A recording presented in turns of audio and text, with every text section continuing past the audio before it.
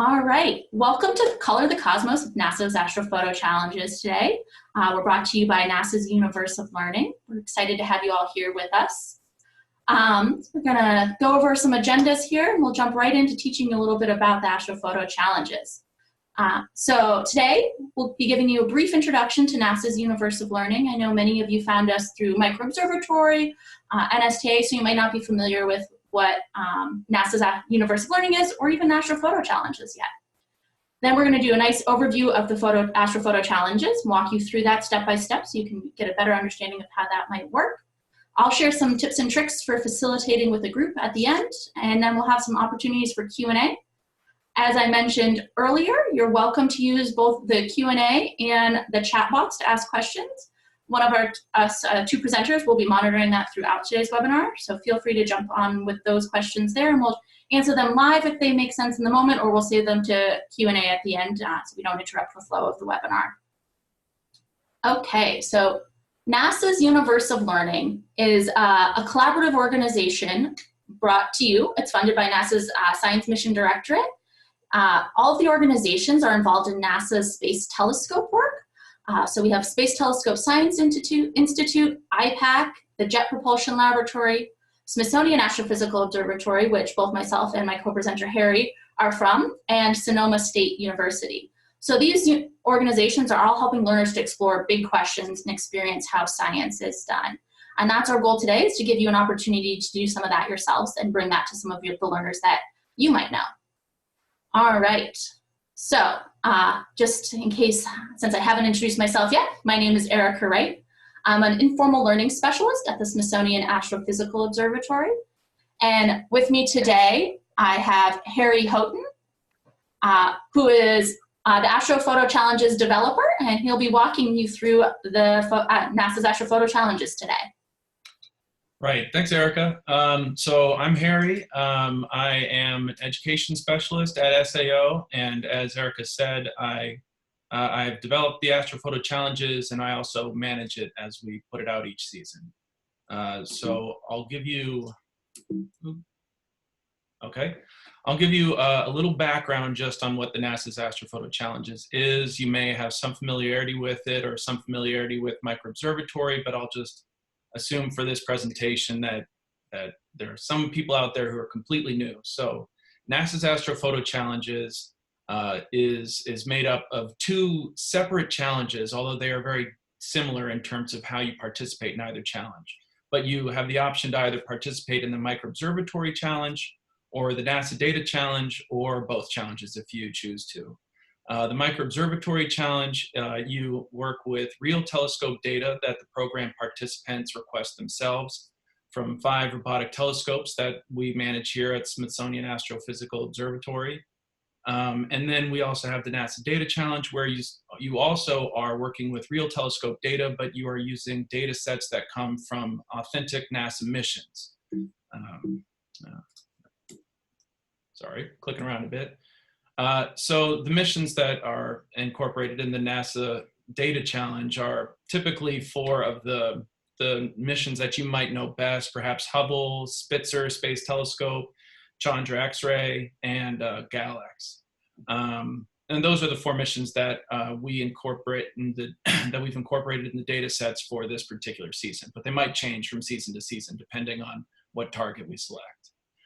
So a few details just on how often we run the challenges and how they work.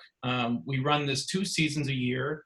At this point, it seems most likely that we will continue working on a summer and winter seasonal recurrence. So right now we're in the winter season, and each season lasts about 3 months, and then we start up the new season at the beginning of, well, the summer season will begin in June. In both of these challenges, the Microobservatory Challenge and the NASA Data Challenges, participants work with real telescopes and real data, whether or not those are Microobservatory telescopes or NASA telescopes, but it's real data sets that are coming from these telescopes. In the case of NASA data, it's the data sets that you've seen in a lot of the images that have been publicly presented. Microobservatory, these are data sets that are being acquired every single night and that participants request themselves. And after participating in either of the challenges, we go through all of the submissions and we bring out a selection of the entries to recognize on our website and through social media for particularly interesting submissions, things that we can bring to NASA scientists to give direct feedback to. And we promote these on our website after every single season. So you can go to our website and look at what have been the standout entries of past seasons. So at that, I'm now actually, to pull out of this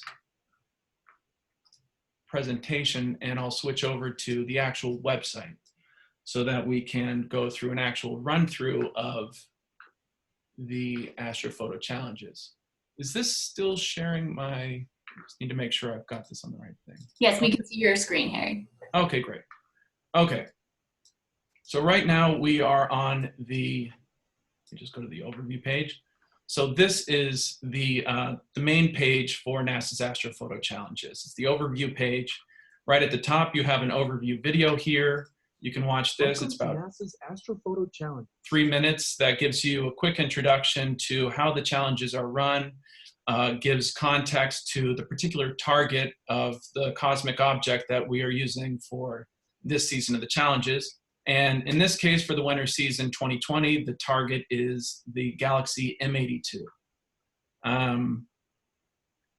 So as I said, there are 2 challenges, the Microobservatory Challenge and the NASA Data Challenge.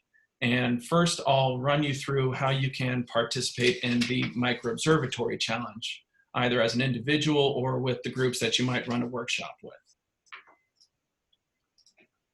All right, so for the Microobservatory Challenge, users collect the data themselves. And this is data that's captured nightly from 5 robotic telescopes, which make up the Microobservatory Telescope Network.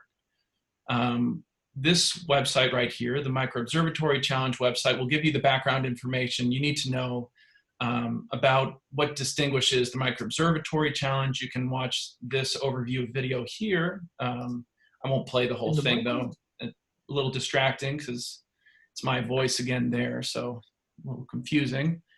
And here we have instructions for how to participate.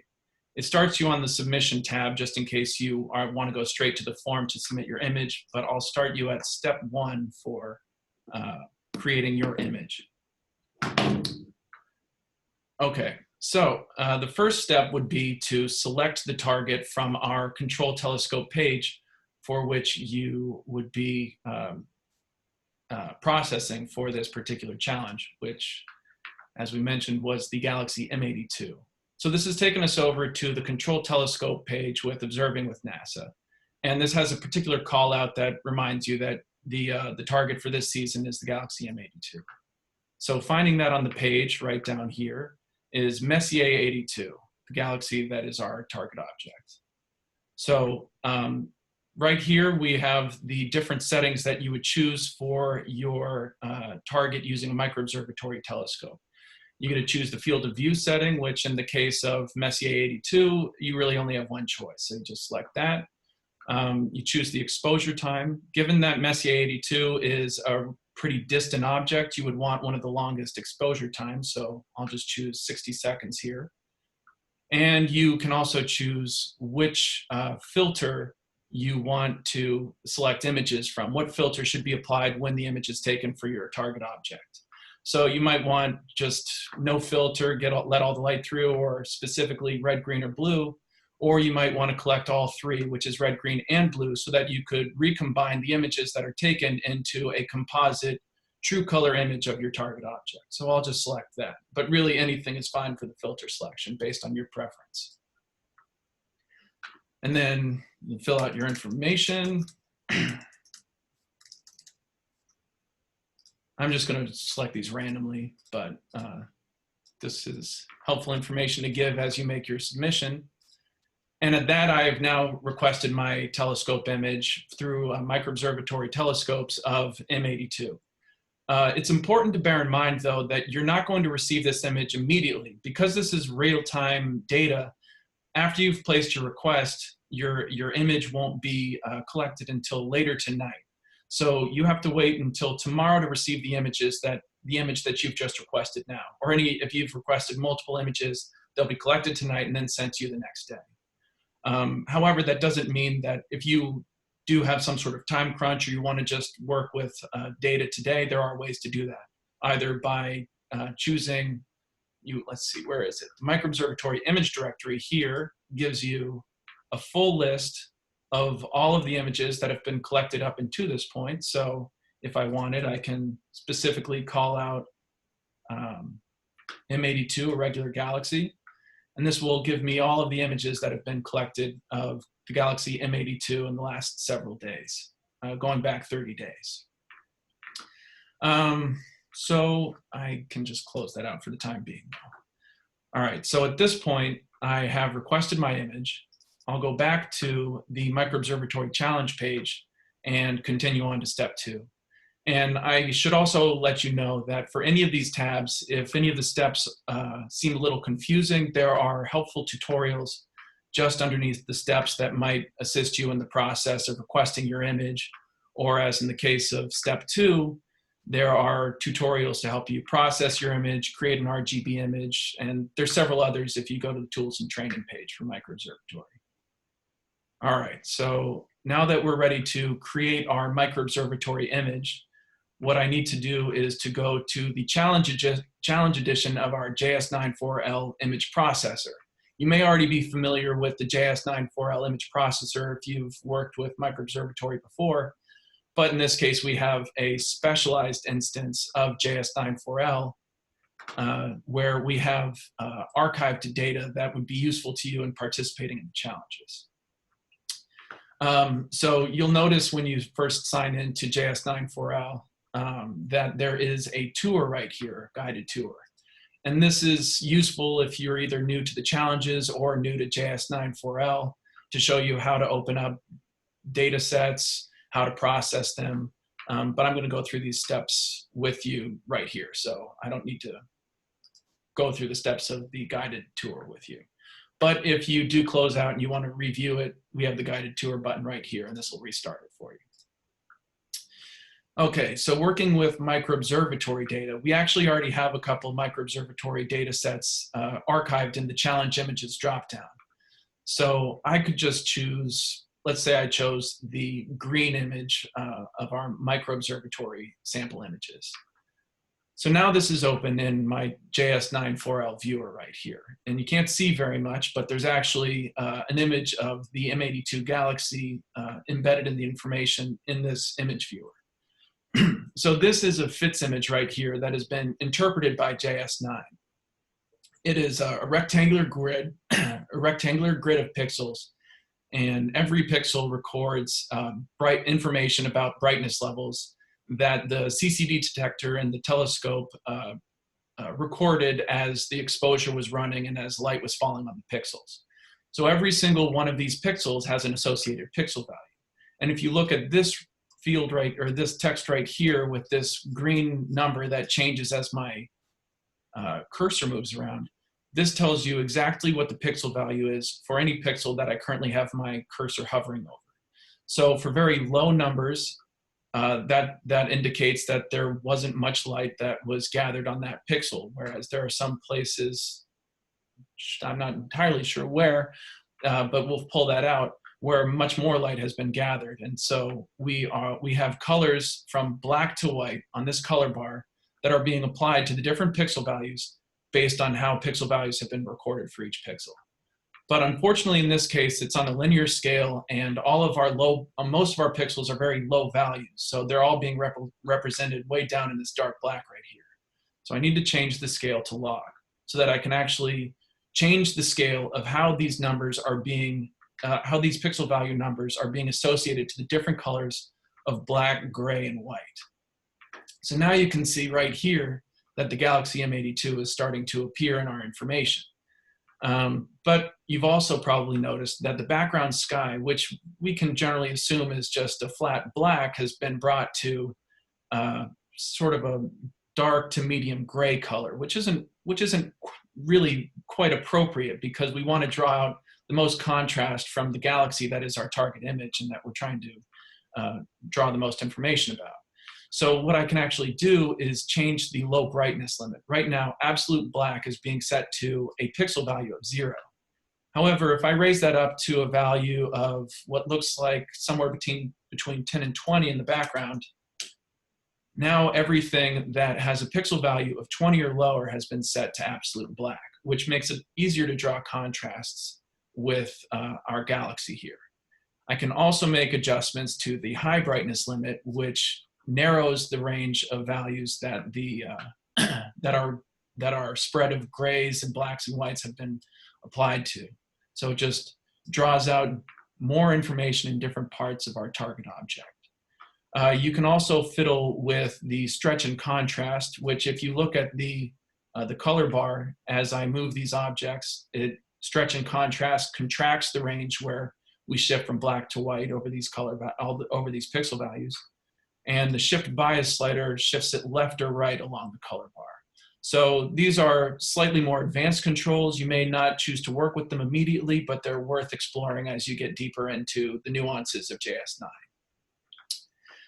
So one more thing that's also important to note in the process of processing your images is applying color maps. Now, I mentioned that you have the option to recombine 3 images to form a true color RGB image, which is this option here. But in this case, I'm only using one image, which was taken with the green filter. So perhaps for that reason, I might choose to apply the green filter to show what light was being captured by the CCD detector passing through our green filter. But I also might choose to apply a false color map, such as Inferno, in which case none of these colors are necessarily accurate to the color light that was captured by the light detector, but it does show us very detailed information about gradients and where we have the brightest colors and where it starts to taper off and where it goes to black. So these are choices that you might make either for stylistic reasons or for informational reasons, but it's a great opportunity for participants, youth, even adults, just to experiment with image processing. So at this point, we can all say that I've completed what I wanted to do for processing this image, and what I then need to do is save my image so that I'll be able to re-upload it to the Micro Observatory Challenge and submit it to the challenges. So to do that, I need to save it as either a PNG or a JPEG. You do see this option for save as fits, but you do not want to select this when you are saving an image that you've processed, because it will save the source information that you used to start with, as opposed to all of the nice processing that I've done here. So you wouldn't then see the color map that I applied or how I changed the scale from linear to log scale. So anyway, just remember that. Always choose either to save as PNG or to save as JPEG. And just to re-highlight, the fits image you can only open in image processors like JS9, and it won't open if you click on it on your desktop. Very true. Well said. Okay, so I have just downloaded my image as a PNG file. And with that, I've completed the creation part of the 4 steps that go into the Micro Observatory Challenge. So now that I've created my image, the 3rd step is to compare my image. And this is a unique step to the Micro Observatory Challenge, because in this step, we ask users or participants to go to the AstroPix website, which is a website that's run by one of our partners through University of Learning. And through the AstroPix website, you can find images that have been processed and published by different NASA-affiliated groups to compare your Micro Observatory image with. So in this case, I perhaps chose this image to compare my image to. And there might be something interesting that I see in this image that I don't see in my Micro Observatory image, or vice versa, something that comes out clearly in my Micro Observatory image that might not be as well represented in this image. Whatever sort of comparison you might make as far as details, information, color choices, processing styles. That's what we would be asking for in step 3, which is to prepare to compare your Micro Observatory image to a NASA image collected from the AstroPix website. And when you click on this link, it automatically, if you noticed, it automatically takes you to it automatically takes you to a curated set of images that are all associated with the Galaxy M82. So you don't have to search at any great depth to find specific images for M82. So anyway, I chose this one, and all I really need is just to keep track of the URL here. So I'll just hold on to this on the side as I continue on to the fourth step, which is to actually submit my image and my comparison. So as you see, the four things that I would need are my JPEG file or my PNG file of the image I processed. I have that. A written description describing how I processed the image. I can just do that in the form as I go ahead. A URL for the image that I collected from AstroPix, and a written comparison of the two images. I will also do that once I actually get in the form. So there are two ways to submit. The easier way to submit your images to the challenges is to submit directly through this Google form right here. And this will take you straight to a Google form. However, in order to get to the next, however to continue in this form, you have to actually have a Google hosted email domain. So if you don't have a Google email address, you also have the option to submit your images through our Facebook event for this season of the NASA's Astrophoto Challenges. And you can just go to the posts and add your image and the descriptions and the things we ask for to Facebook. And we'll also be able to find it there. But the Google form is the preferred method if you do have that opportunity to do so. And I'm just going to hop in here real quick. If you're working with a group of students that are under 13, they do need to be accompanied by an adult, meaning as long as you're with them and submitting, that is fine. You're also welcome. We encourage you to use a group Gmail account, but whether that be yours as an educator or one you create just for this account for your group. It's really easy to create a new Gmail account, and you can submit as many as you want through a single email account, and that's fine. Very good. Yeah, good point, Erica. And yes, getting a question in the chat box asking if you can submit more images. Absolutely, submit as many as you want through the same email address. There's no limit.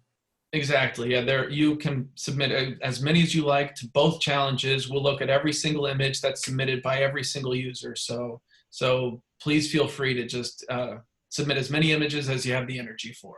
And we do ask when you're submitting, Harry will point out, for a first name and last initial. So the same email address for a whole class worth of students is okay. Right. Okay, so I entered my email address, and now I have to choose which of the challenges I'm entering. I have been going through the Microobservatory Challenge, so I'll choose the Microobservatory Challenge here.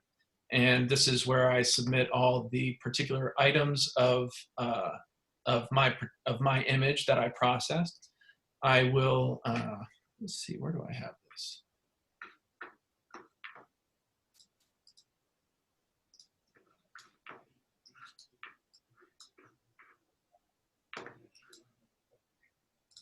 All right, there's my image. So I'll upload that.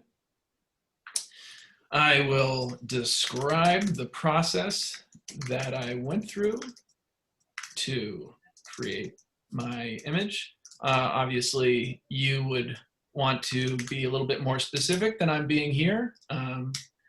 But I mean, I would go into the details of how I chose how to set the brightness limits, the target, although that's specified by the challenge itself, what color map I applied, whether I used any of the specialized tools that are included in the JS9 image processing application.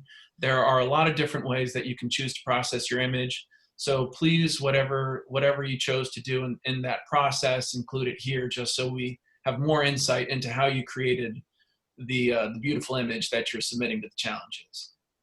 Here's where I would put in the URL for the image that I'm comparing to. So just copy that in. And then here I'll make a comparison between my image and the image that I've collected from NASA's AstroPix, which is to say perhaps that I can see stars of the galaxy's disk in both, but in the NASA image, I can better see the gas winds shooting out from both the the two poles of the galaxy. So anyway, that's a good opportunity to draw comparisons and understand the particulars of how you processed your image compared with how you imagine decisions were made in the image process for the NASA image. And we also have this field here if you have any particular questions for working with the Galaxy M82, or if you have questions about working with JS94L, image processing in general, or the specifics of professional work of NASA scientists. Really, any question is fair game. We love them. They're not required, but please do, if you have any questions on your mind as a result of this process, do include them. And then finally, this is the submission where, as Erica pointed out, if any of the students participating in a workshop or a program are 12 or under, we do request or require that they submit their works either with an educator that they're with or their parent or guardian who might be doing their activity with them, in which case just lists the age of the parent or guardian or educator. I would put in my name and first initial of my last name. Please don't put in your full last name. We don't want that information. This is merely information to identify submitters by at the point that we highlight standout entries, just so that when you come back to our website and look for your image, you can identify it easily as yours by your first name. A title for my image. This is also going to be associated with your image should it be chosen among the standout entries. And very importantly, if you do participate, if you or your students or families participate as part of a school or workshop site, do list it, because we love to recognize different groups, organizations that have participated in the NASA data challenges, or NASA's Astrophoto challenges. And that information will be recognized on the website as well. So I'm associated with SAO, and I will submit my image to the challenges. And great, it's submitted. So now it's been added into the pool. If I want, I can submit a new set of images to the same challenges, or I can go through the NASA data challenges. But at this point, the submission process is complete. So I'll take you back to the Microobservatory website at this point, the Microobservatory Challenge website at this point, and show you the standout entries section that we have here. So this currently highlights what the past seasons that we have. As you can see, we've run 2 seasons in the past so far, but we will keep running these seasons in the future, and as we keep building them up, they will be appearing down this gutter right here. So after we complete the winter 2020 season, that'll pop up right here above summer 2019. These are 15 of the Microobservatory Challenge submissions that we received that have been selected as standout entries, and each one of them has received feedback from real NASA scientists that are associated with the Universe of Learning and that have contributed to the Astrophoto Challenges project and these challenges. So as you can see here with Adriana B's image, she titled her image Dusty Spiral. This right here is the image that she processed. This is the image from AstroPix that she chose to compare her image to. And so it took us straight to that website. And right here we have text from the NASA scientist Joe DePasquale, who gave Adriana direct feedback on how she processed her image and any insights he has into responding to questions she may have had or decisions she made in her image processing, and just any feedback that he can provide. And it's really a wonderful set of feedback that if you go through the entire set of feedback that each individual received as we go through here, you can learn quite a bit about the galaxy as well as image processing overall just by going through the feedback from the scientists. And lastly, in this image, you'll see that we have the organization that any of our users participated through represented down here. So that's one of the reasons it's important to include it, so that we can give credit to any participating organizations. All right, so that is the full process with the Microobservatory Challenge. I'm also going to go through the NASA Data Challenge, but this will be a quicker run through because a lot of the steps are actually very similar, if not exactly the same, to going through the Microobservatory Challenge. So now we're on the NASA Data Challenge tab. And on the NASA Data Challenge, as with the Microobservatory Challenge, we have a set of steps here. And you'll probably recognize 3 of the steps. We have the part where you choose an image, which mirrors the process of collecting your image with Microobservatory, except in this case, you are choosing data sets from NASA data sets that we have provided specifically for participants in the program. So these have been collected previously historically from Hubble telescope, Spitzer Space Telescope, Chandra X-ray, and Galaxy Evolution Explorer telescopes. We have 4 experts who go into details in these four videos here about the specific data sets that we've included. And so anything that, I'll just give you. I'm Glenda DeMallo, and I'm a professor of physics at the Catholic University of America in Washington, D.C.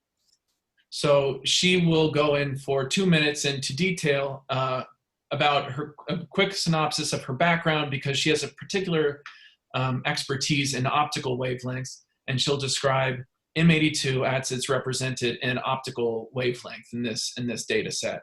Meanwhile, Dr. Fabiano will do the same in X-ray data set and X-ray wavelengths, which she's an expert in. And with each of these experts, they will do the same. And this is one of the greatest resources that you have access to, I think, through the Astrophoto challenges, other than JS94L itself, to actually really get to understand how image processing works, what sort of information it gives you the opportunity to draw out, and how you might be making different stylistic or informational choices with your particular image processing, as well as background and context on the specific data sets that you have access to through the NASA data challenges. So I'll go back to JS94L, the special challenges edition of this image processing application, skip the guided tour, and go back to the drop-down menu of challenge images, where you may have noticed we have the collection of data sets right here. 3 from Chandra, 1 from Galax, 1 from Hubble, and 2 from Spitzer. Most people are generally familiar with Hubble, so I will select that data set. Now, these are larger file sizes because they collect over a much larger number of pixels. So it takes a little bit longer for these images to load than the Microobservatory images, but it really shouldn't take more than a few seconds to pop up in your JS9 viewer. So now I have the Hubble data set loaded, and as you'll probably notice, as with Microobservatory images at the moment, you can't really see anything other than this little streak down here. But there's actually quite a bit of information that is secretly embedded into all of these pixel values. And you'll notice that if you look at the pixel value here, as I run my cursor around, that it is changing with every single pixel. So as before, I'm going to switch to log scale. All right. Was about to, oh, okay, good. There we are. All right. Sorry, hold on just 1 second. I just had a slight lag on my computer. All right, so now we have the M82 Galaxy taken with Hubble, the Hubble telescope, as processed through log scale in the JS9 viewer. Again, we can change the low brightness limits, although they've already been pretty optimized for the lower level of the pixel values. They run very low, so small changes to the low brightness limit will have pretty large effects on how your galaxy appears. So if I even just go to 1, there's a slight lag on my computer, and I apologize about that, but I don't think you would be experiencing that on your end. But you can make the same changes to the Hubble galaxy here as you have before with Microobservatory, by making changes to the low brightness limits, the high brightness limits, stretch contrast, and quite a deep set of processing tools listed here underneath the tools drop down that you can familiarize yourself with as you become more accustomed to the JS9 platform. And we do have other tutorials that you can find in this button here that will take you to a set of tutorials on YouTube that go In into this tutorial, a greater detail of the number of tools we have available. Oh, and likewise, I should also point out that Hear from Experts will take you to the same set of videos that I was showing you on the NASA Data Challenge page. So yeah, I have my image right here in Hubble. I can recolor it again as I did with Microobservatory. And I might also choose actually to open a second data set from the NASA FITS images. And one of the great advantages here is that there's actually, there are a lot of interesting combinations you can make between these various data sets. You can process them such that you use both the Hubble data set and the Chandra data set, or maybe Spitzer, Hubble, and Galax, or all four different multi-wavelength data sets represented. It allows for a lot of different customizability and a lot of very interesting outcomes. And I do that by going to Tools and going to the Blending tool underneath the Tools dropdown. So blending basically allows me to see multiple images open in JS9-4L at once. Right now, you're only seeing my Chandra image, which is open as the only open image in this in the JS9-4L viewer. And if I switch to Hubble, then you just see Hubble. However, if I turn on image blending with the blending tool, now you can see that both images are appearing in the same window. And I can make adjustments as to how much of each image I see. I can go back into each image, and perhaps I didn't like the way that I colored the Chandra data set, and I would prefer to have that appear as red. And whatever customization, processing choices you make, they're totally fair game. You can do some very interesting things with it. So, I mean, there's a lot more I could do, but I'm just going to say that this is exactly what I was looking for. And as before, I'm going to save this as a PNG image so that I can submit it to the NASA data challenges. So now that I've got the NASA data image that I wanted, I'll go back to the NASA data challenges page. And I've completed the first step where I chose my data sets that I wanted, which in this case were Hubble and Chandra. I customized my image. I processed it using JS9-4L. And now I'm ready to submit it, just like I already did with the Microobservatory Challenge, to the NASA's Astrophoto Challenges Google form. So this is almost exactly the same process. I'll go through it very quickly. I choose NASA Data Challenge, and here I will upload my file as I did before, my Chandra image, upload that. I'll select which data sets I used, assuming I remember what I used. It's okay if you forget, but it's just nice information to have because it can be difficult to parse out if you include, say, all 4 data sets. And then how I process the image, description of my processing process. And if I have any questions, I can list those down here as before. And then it's the same last page for submitting your images. Oh, Justin, that's a good question. So these, when you're in, I do still have it open. Okay, good. I forgot to make an important clarification. So we've already oriented all of these NASA FITS images so that they have the same field of view and the same orientation on your screen. So once you open them, they're already oriented in such a way that they can be combined into a single information, and the information from each data set aligns with one another. However, one exception to that is the Microobservatory images are a different field of view and somewhat of a different orientation. So it's really unwise to try and combine the NASA FITS images with the Microobservatory archived images. It doesn't mean you can't do it. It's just that it doesn't add any information to, it doesn't add any information to what you're looking at, because you have perhaps one little blob of the M82 Galaxy from microobservatory down here, and then another set of microobservatory information from the Hubble images and Chandra images up here. So you can combine any of the NASA data sets, but keep the microobservatory and NASA data separate. Okay, so I'm not going to actually go through this submission again because you already observed that. It's redundant, but I can go back to the NASA data page, and we already looked at the expert videos describing the wavelengths, but even after you've submitted, this is still worth going through. I can't recommend it highly enough.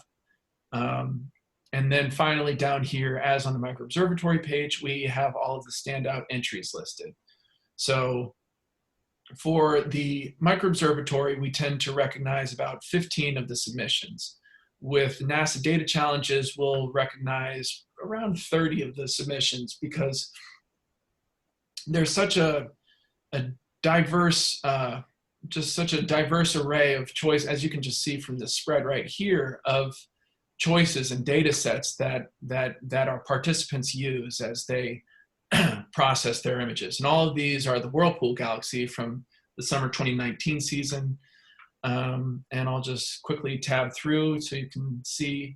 The one difference is we don't have a comparison image to AstroPix. You may have noticed that that was the one step that we skipped from the 3 steps for the NASA data challenges. And that's because you're already working with NASA data sets. So we don't ask for you to make a comparison back to other NASA images. What you choose to do with your NASA data sets is already impressive enough. So here are the collection of standout entries for our NASA data challenge.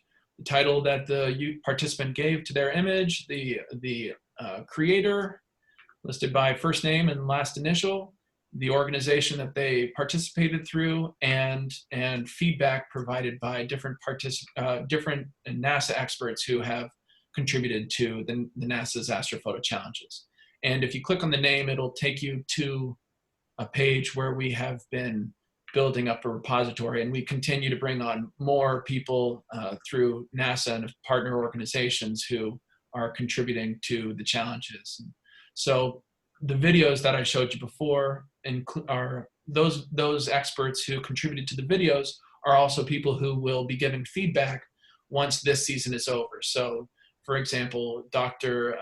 Fabiano and Dr. Steerwalt both contributed videos to the winter season that we're currently running right now. And when the season's over, we will be bringing them the standout entries to provide feedback to. Okay, and other than that, just one thing that you might be interested in is just knowing that even though we are currently in the winter 2020 season, you do still have access, if you are interested, in the data sets that we have made available from past seasons of the Astrophoto challenges through a challenge archive of JS94L. So, and you can just find that on the bottom of any of the pages on the Astrophoto website. Just go to Challenges Archive of JS94L, and in the Challenge Images dropdown, you will find data sets for past NASA FITS images or microobservatory images for, say, the Whirlpool Galaxy, which we ran last season, or the Lagoon Nebula, which we ran 2 seasons ago. And that's everything that I plan to show you in this tour of the challenges. So with that, I'll pass it back to Erica. Okay. Great, thank you, Harry. That was a great walkthrough. So there's some questions coming in the chat, but because it's about 1:15, I'm gonna walk through just a quick bit about how you might run this with students, since I know many of you are educators that will be working with either young students or maybe family programs, and I wanna give you a couple ways you might do this as a one-hour workshop or some extension so you can do longer programming with your students. We will get to those questions at the end, and Harry might answer a few of them in the chat box now while I'm walking through the learning goals and activities. Oh, there we go. So I've already answered one of you. As an educator, I've answered in the chat box some MGSS connections that you can make while doing these challenges if you're in a classroom. There's some other learning goals that we've thought about as NASA's Universal Learning that are important to us and that your students can walk away with after doing doing Astrophoto challenges and perhaps a larger workshop with you. Hopefully, they'll gain new astronomy content knowledge, particularly in understanding about the objects that they're working with. Those scientist videos that Harry mentioned are a great way to learn a little bit more about the content of the objects, as well as the introductory video gives a great overview of what you're actually looking at. They'll get to practice data visualization skills. JS94L is a tool that we use here for new learners using astronomical data, but it is actually a real tool that scientists use as well.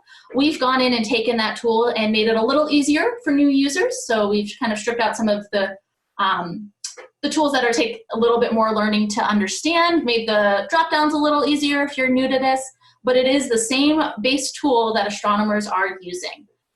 So that practice of the visualization skills is really important for all fields, not just astronomy. There's fields using images just like this, from medical to understanding how heat works and heat release in houses. It's a huge field that we think is really important for young people to learn and the general public. One thing that's really important to us as the Universe of Learning is that, that you learn science as you do science, that it is a process that you get to engage with, and that is something that doing the Astrophoto challenge is really apparent.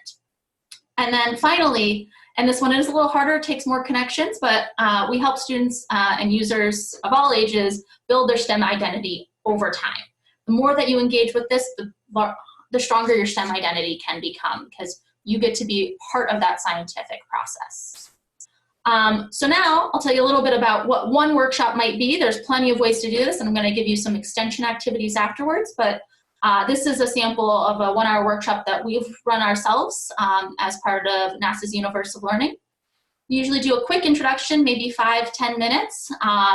Oftentimes we'll use that video that Harry showed at the very beginning here, and he's actually going to share some of the links to these activities that I'm going to mention in the chat box for you.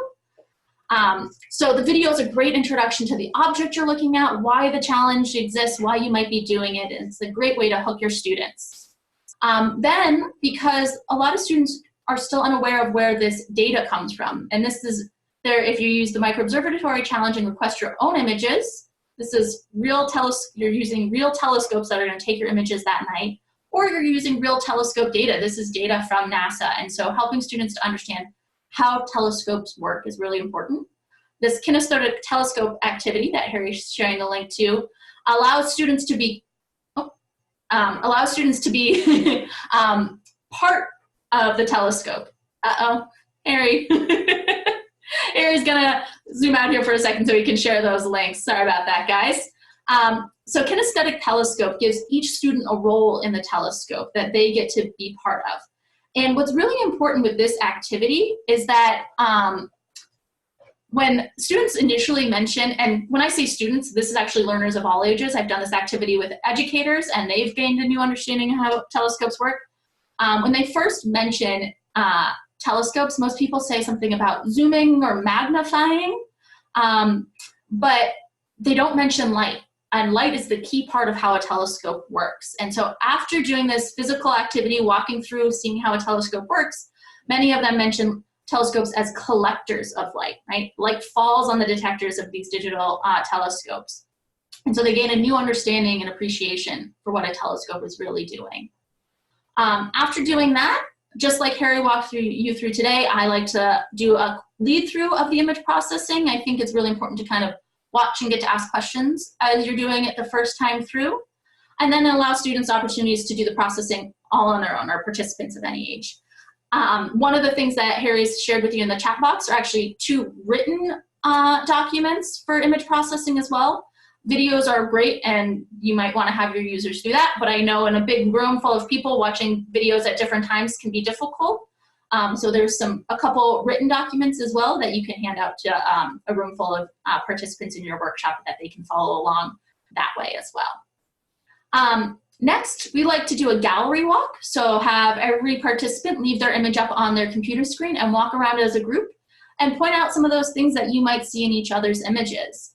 A fun way to do this might be for yourself to watch those science videos that Harry did with our astronomers and point out some of the things that they talk about, or assign each small groups to watch one of those 4 videos and point out when they see something that the astronomer in the video they watched saw. And then finally, just walking through the submission as a group, particularly if you have young folks, making sure they have step-by-step understand what emails to use, reminding them not to submit their last name. We want to protect their privacy and identities, so just kind of walking through that as a group is really helpful. So that's 1 hour workshop, really easy to run through and a great way to engage students. As Harry mentioned, if you're doing this as a workshop, make sure you include your group name. In addition to the highlighted entries, we do share group entries on social media through our Twitter and Facebook. So if you submit as a group, we'll take more care to make sure that we recognize all that work that you've gone through. Oh, real quick, sorry. There we go. Just a quick couple activity extensions. As Harry mentioned, you can request images with microobservatory. That's difficult with a 1 hour workshop, but if you want to do a couple days, it's great to have the students request their own images and understand where these telescope images are coming from. Another great activity is Astral Poetry. You take the images that your students made and put them up on a screen and have them write down different words describing that image. And then you can actually kind of create kitchen magnet poetry, where you take the different words on individual Post-it notes and put it together for a beautiful poem. You can create your own exhibit like you see here on the screen. One of these is at a small museum. Another is at a public library. Students can create their own label for their image, describing it, and perhaps that's the label that they submit with their image, and putting it up in your halls. It adds some real beauty to wherever you might be and gets other people involved in this project. Finally, there's this link here is a great place to find even more activities.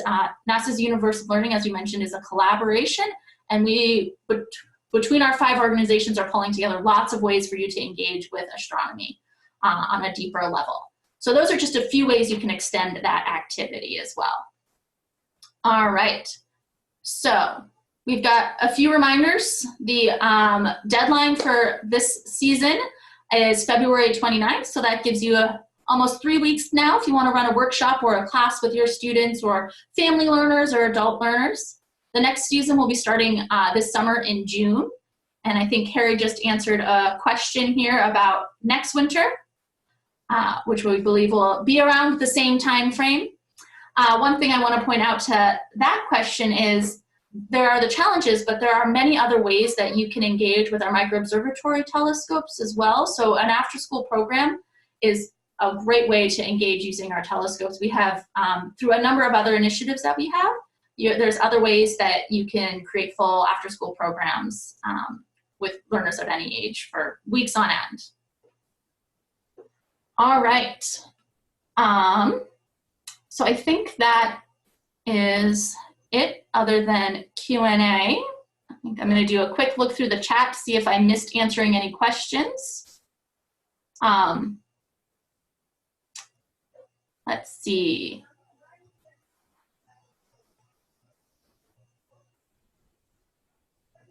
All right, Harry, were there any other questions you saw that might not have gotten answered?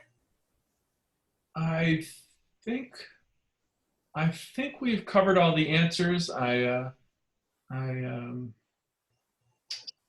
think we've covered all the questions. Just hoping that Jonathan Ullman was able to see the response in the chat, specifically asking about consistent time frames for the challenges.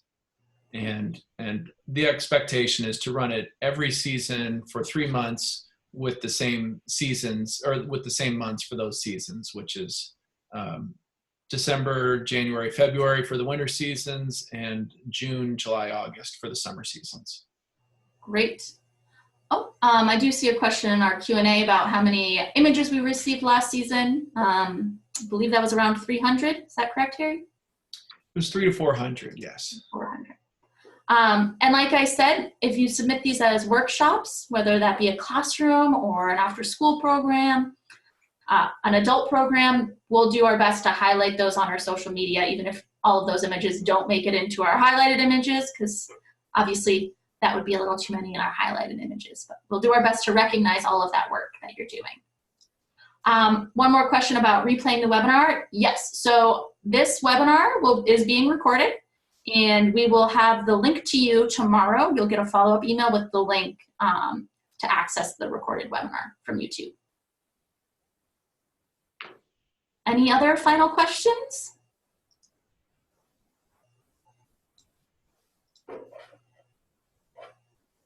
All right, well, thank you all for joining us today. This was a lot of fun. Thank you. We look forward to seeing your submissions to the Astrophoto challenges. Right. All right.